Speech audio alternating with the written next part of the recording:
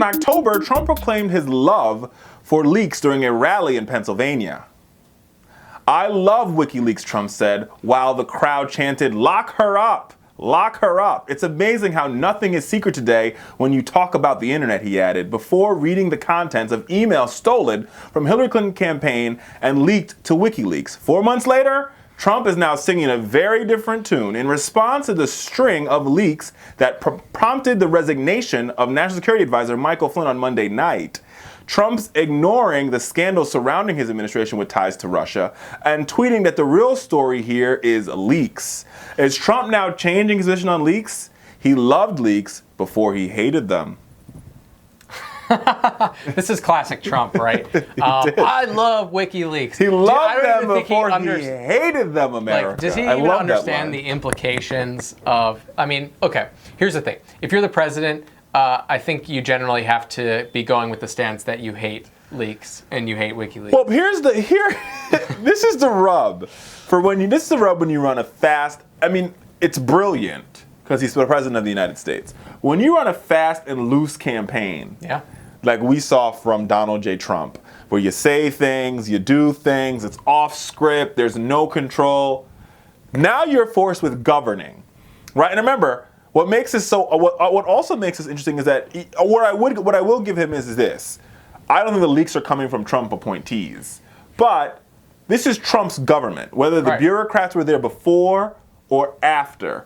But he is like ragged on federal employees and federal workers for far too long, right? He ragged on them. Shut down hiring. He criticized the intelligence agency. Then he went to the CIA and said, "I have your back," speaking out of both sides of his mouth. So people who work for the federal government is like, this guy is a narcissist. He's a malignant narcissist. Yep. Right?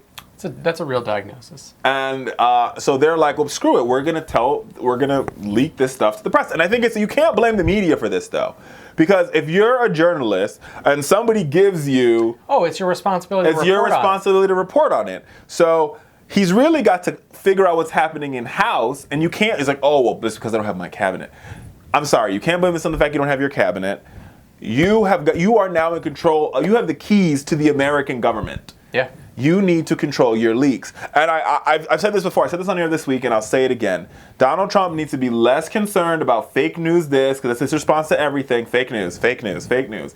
And he needs to be concerned about the fact that he does not have control of this government. And we saw at this maniacal press conference this week where he was like, everything is great. This government is running. We got it. It was a mess. Listen, if you're leaking, he is literally leak-a-palooza. Yeah. I mean, you don't want to mess with... He's like an old wineskin, new wine in an old wineskin.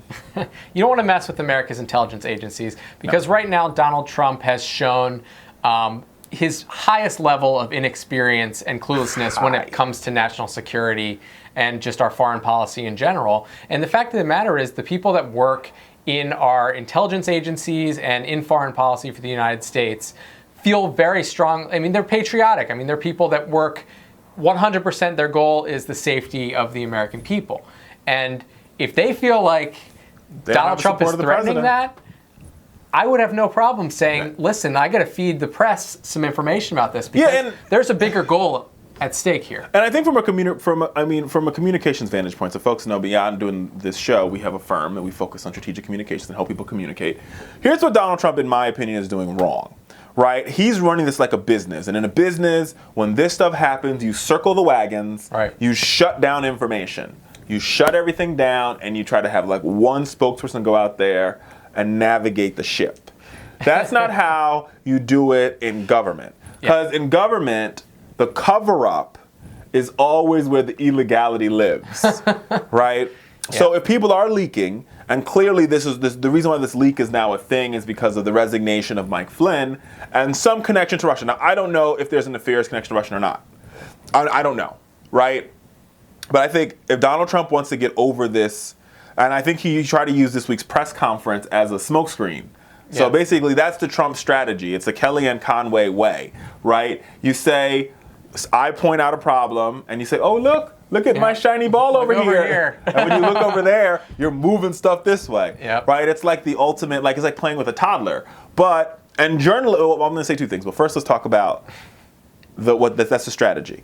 That strategy is not effective here. Right. Because the journalists are going to be like, I totally get, like, they caught the journalists a couple times with it. Yeah. And eventually, at this point, they understand. They understand. So they thought they were going to put him out here on Thursday. He was going to calm the people. Well, this also, insiders reported that this press conference was actually supposed to happen on Friday, and Donald Trump woke up early Thursday morning and said, "I'm ready to do it now. Put me up in front of them." And they were like, "Okay." And it was we're talking about the top of the show, but it was a doozy. It's a wild press conference. I mean, at one point, going back to the leaks, he said, I believe the quote was, "Yes, the leaks are true, but the news is false." Yeah. Like, what does that even mean?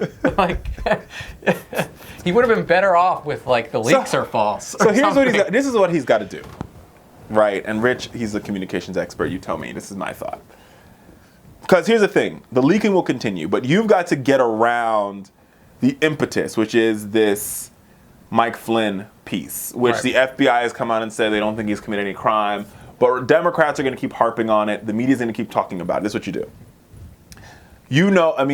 Because Mike Flynn was talking. This is how we got this information. Mike Flynn somehow, some way, was talking to individuals who the U.S. government were surveilling, which is how we got it. Mm-hmm. They weren't surveilling Mike Flynn. Mm-hmm. They were surveilling these Russians for whatever the reason, because they probably engaged in some sort of nefarious activity, right? So here's what Donald Trump does. He has access to the transcripts. I think he released the transcripts to the intelligence committees on the House and the Senate, classified, because that's the only committee that can receive classified information, right? And they're Democrats and Republicans. And you have both Democrats and Republicans on the House and Senate side have hearings, all classified, and let the members of the Senate and the House come out if there's nothing there and be like, we looked, ain't nothing here. There's smoke, but there's no fire. Then the story dies. Its story goes away. Yeah. But if you continue at this rate, people are going to be like, so wait a minute. According to Trump, the reason why he fired Mike Flynn was because he lied to Mike Pence. But it's true. What's not fake news is that after all, the lying didn't come up. The lying wasn't what created the pressure. Right. The pressure was created because it was found out that Mike Flynn was talking to the Russians. It was really bad, and the vice president got misleading information because of it. There was a real resignation. There was a real acceptance of said resignation. Right. So there has to be a reason as to why. It can't just be because he lied to the vice president. It has to be more there. Right. I mean, at least in my opinion. The fact of the matter is, the administration's optics with Russia obviously are terrible right now. There are a million reasons why Trump has been bad on Russia. And I think what makes it worse is that there was a spy ship off the shore of the United States this week. Right, which, I think you 100%, I mean, listen, Putin is not stupid. These are calculated things that happen in foreign policy all the time, where it's just let me just inch a little bit forward just to see where I can push. I'm going to test before I get some pushback. And the crazy thing about all of this, and where it just shows the inexperience with the Trump administration, is regardless of the fact that these conversations got picked up by our intelligence agency, they are stupid enough to not realize that all the other countries that are engaging in surveillance around the world are also picking it up, watching our people and picking it up. And the fact that they don't understand that at a base level is just a bad place to start. Absolutely. And here's the thing. I think the drip, drip, drip is his problem. Yep. Right? The leaks are the problem. He's got to solve the leaks.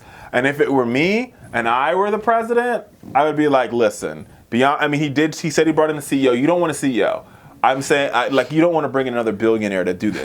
Because here's the thing, you have 34 IGs, right, across the government, people who, inspector generals. That's all, their job is to investigate. I would say I have commissioned every IG across the government. That's 15,000 people. Yeah. Right, a 15,000 person staff to investigate every office that's leaked something, and we will find these leakers and we'll punish them. And then move on. And because here's the thing, the longer he does this, the more it chips away at his credibility. And I'm not saying I agree with the president's agenda, but this is the opportunity to get your agenda done. This is when you do it. This is the honeymoon period. Right now he has only going to get harder. A 55% disapproval rating amongst the general public, 90% amongst Republicans. In my opinion, I think the general public disapproval rating is a leading indicator for where the Republican approval rating will eventually go. Eventually, common sense Republicans are like, okay, all right, we gave you a shot. I think Republicans are, after this first 100 days, if stuff doesn't start to get done, yeah, they're going, and we've already seen it. I mean, Matt Drudge tweeted that, the Republicans should be sued for not pushing forward a repeal. So slowly but surely, these people to the right who want things done that they don't see getting done are going to start laying down the hammer, and it's going to start chipping away at his approval rating. The moment his approval rating amongst Republicans is at 75%, the goose is cooked. Yeah. That means a quarter of Republicans don't like him. That's big. Because if you have 100% of Republicans, 100% Democrats who are like, no, and you have 25% of Republicans, that's it.